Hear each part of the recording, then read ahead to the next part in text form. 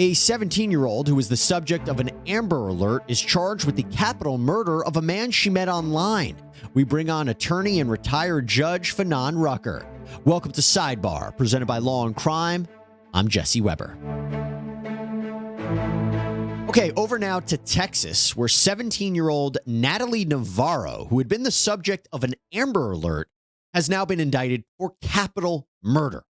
She is accused of shooting to death 21-year-old Arturo Peña, a man she reportedly met online, and did this while she was in the process of or attempting to rob him. Let me bring back in attorney and retired judge Fanon Rucker. Always great to have the judge back here on Sidebar. So Navarro allegedly meets Peña online, had a plan to rob him, and in fact, recruited or hired an accomplice, 21-year-old Yordi Martinez, a man she also met online. And while Navarro told police that she hasn't met Martinez in person until the night of the murder, police indicate they're not really sure that is true. Just overall, is this a danger of online activity? I mean, all the different players connected with online activity? This is scary. I mean, this is scary for so many reasons. And not the least of which is because how technologically engaged our society is. How many times do we hear about cases where somebody buys something on a marketplace or online and people were there to set them up and rob them when they get there? Or relationships, people being catfished and they end up, being assaulted or even being killed when they go to meet the person who they've been speaking with all these times and looking at a picture online. This is scary stuff, but I think it's consistent with what we've heard so many times before.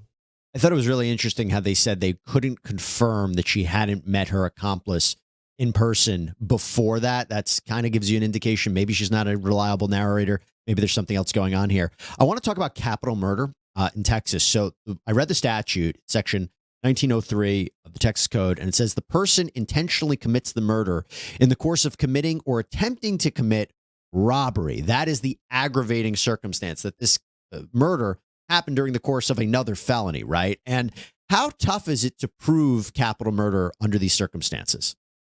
Well, it's going to be all dependent on what the other witness says, unless she admitted it herself. I mean, but normally, if you don't have the money or the items that were robbed, that were stolen from that person, it's an attempted robbery.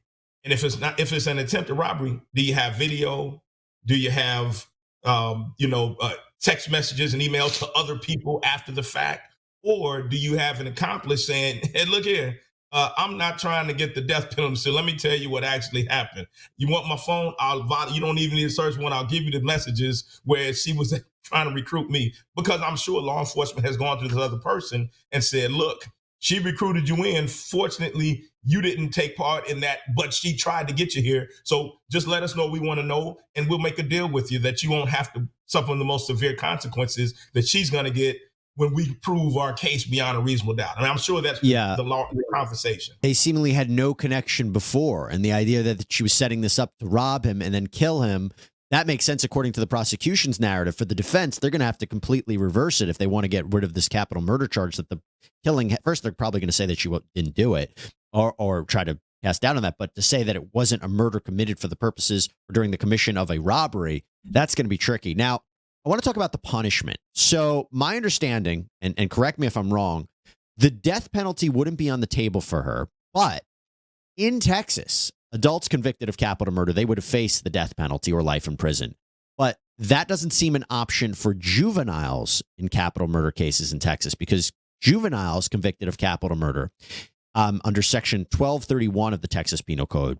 So if you're under the age of 18, which she was, and you are certified to stand trial as an adult in Texas and convicted of capital murder, she would receive an automatic life sentence with the possibility of parole after 40 years.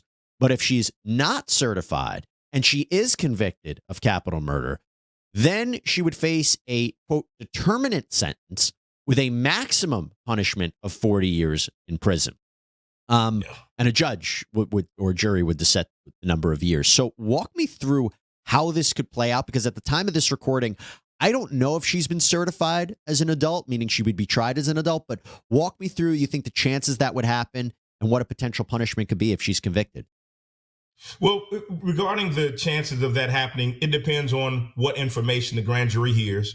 It depends on, what additional. She might argue that this was self-defense, and there may be some attendant circumstances which suggest, that he got there and and he tried to, advance on her, and there was something that happened, and so she, who knows? And if those are the circumstances that would mitigate what occurred here, then it would raise the specter that she would not be certified. But it would also then, for a consequence standpoint, if that could be proved that this was self-defense or it wasn't as it appeared, this was a potential relationship going wrong. This other guy was, it was a 3-part whatever. That would also then mitigate the ultimate outcome. So when we're talking about 40 years, obviously it would be much less than that, depending on what the facts are.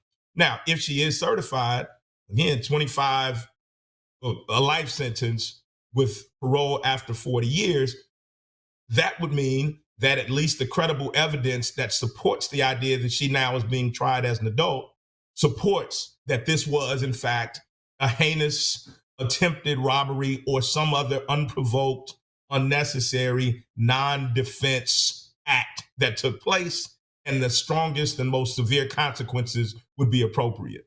And by the way, it's been reported that she is cooperating with law enforcement and says that the plan was to rob Peña, but it was Martinez who killed him.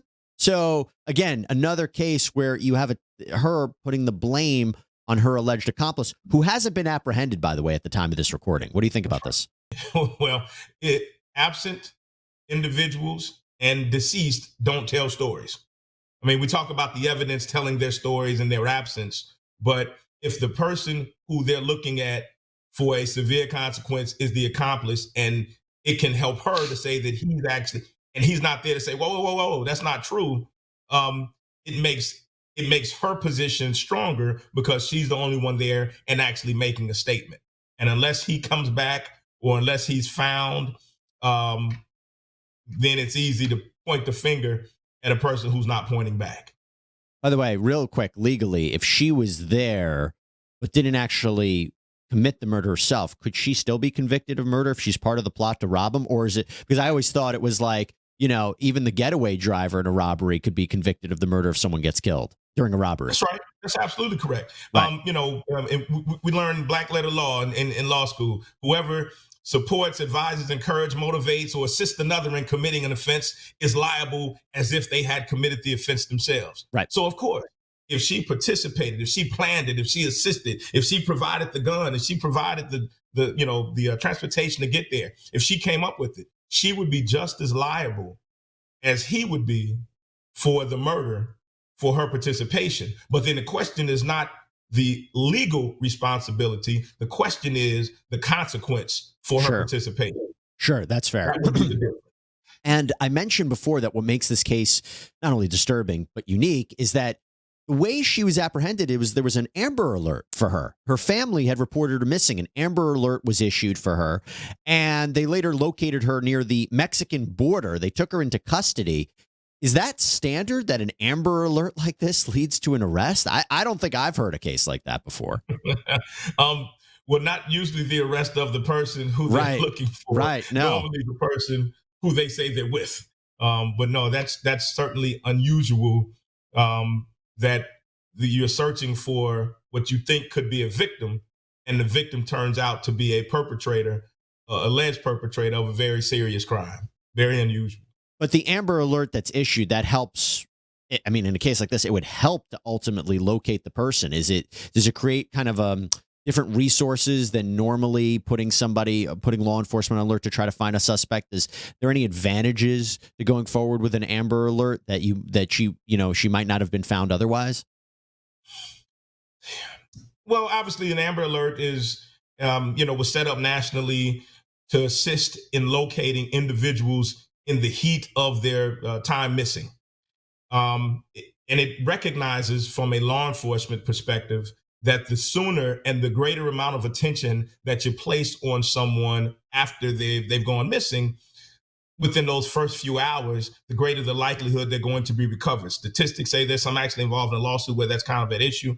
And so, yeah, putting resources on an Amber Alert or other public notification, whether it's a BOLO or be on the lookout, or, you know, going on the news, and any type of attention that you place on a missing person, sure, right, those resources assist in locating them quickly. By the way, so we talked about that Martinez hasn't been caught. If he is, that may change this case a lot with what he says or chooses not to say. Police are asking anybody with information regarding his whereabouts to contact the Garland Police Department at 972-485-4840. And let me just leave this conversation with this point. Going back to the victim, Arturo Peña, a GoFundMe has been set up in his name. It's called Arturo Peña's Home to Heaven Memorial Service, and it states that he was viciously taken from his family and loved ones in August. Another sad case.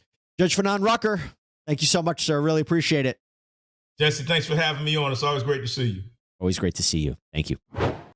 Okay, everybody, that is all we have for you right now here on Sidebar. As always, thank you so much for joining us. Please subscribe on Apple Podcasts, Spotify, YouTube, wherever you get your podcasts. I'm Jesse Weber. I'll speak to you next time.